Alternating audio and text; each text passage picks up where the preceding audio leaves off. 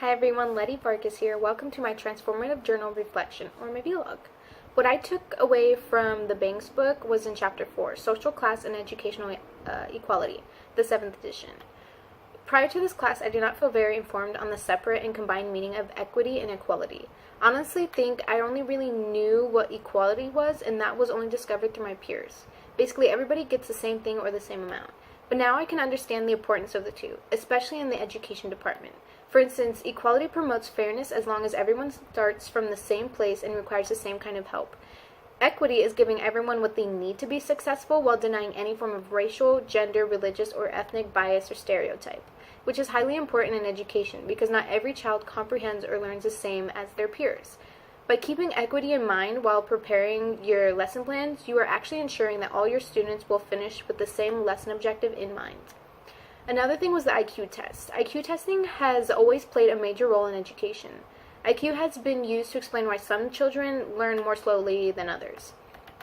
But IQ tests do not really measure the important features of intelligence such as creative or divergent thinking, logic, and critical reasoning.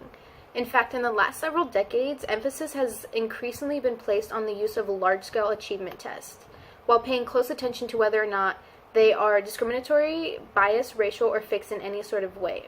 The purpose of using such tests includes setting high standards for student learning and raising student achievement.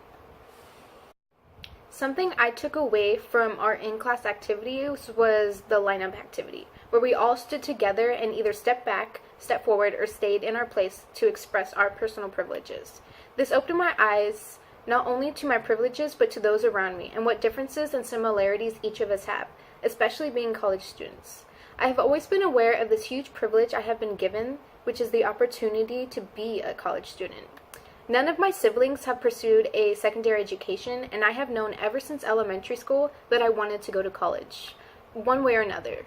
At one point in my life, my mother actually sat me down with serious intentions and asked me if I truly wanted to go to college. I told her, I want to go to college, I want to become a teacher. And from that day forward, my mother guided and encouraged me to go beyond the average expectations and face every challenge with perseverance. And the funny thing is, I had no idea my mother was doing this. I just knew I wanted to make my mother proud, whether it was with good grades or by letting her just be a part of my education. EDU to AD has definitely helped grow my ability to value diversity. Diversity is so important in our society for many people, cultures, and ethnicities.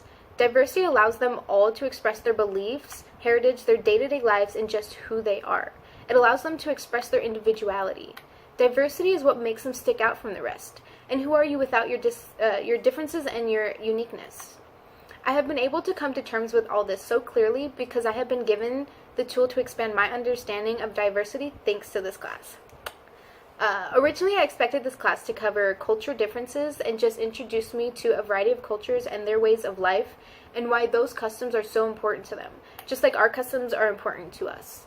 We have not exactly gone in that direction in this class, but I'm okay with that because it has actually brought awareness to multicultural diversity in the classroom, which is really significant in my major and how I should approach it in my classroom. So if anything, this class is doing a phenomenal job gearing me up to become the kind of teacher, a teacher who values her student ethnic backgrounds and diversity in each culture along with identifying the similarities amongst them. I would definitely say that my understanding of privilege has become more complex than when I first walked into this class, and so has my comprehension of equality and equity. I'm definitely questioning traditional learning on a more complex level than I was prior to attending EDU 280. I might say I haven't become more conscious of my own biases since the start of this class, but I'm also not saying I don't have any. It's just I would like to discover them so I could preferably eliminate them as much as possible. Using equity and equality as a backbone for multicultural diversity in education could be a groundbreaking method to ensure the students, our future leaders, are receiving as much support, fairness, and opportunity as the student next to them, without feeling cheated. This would definitely be my overall disposition towards multicultural education. Well, thanks for watching, guys. Bye.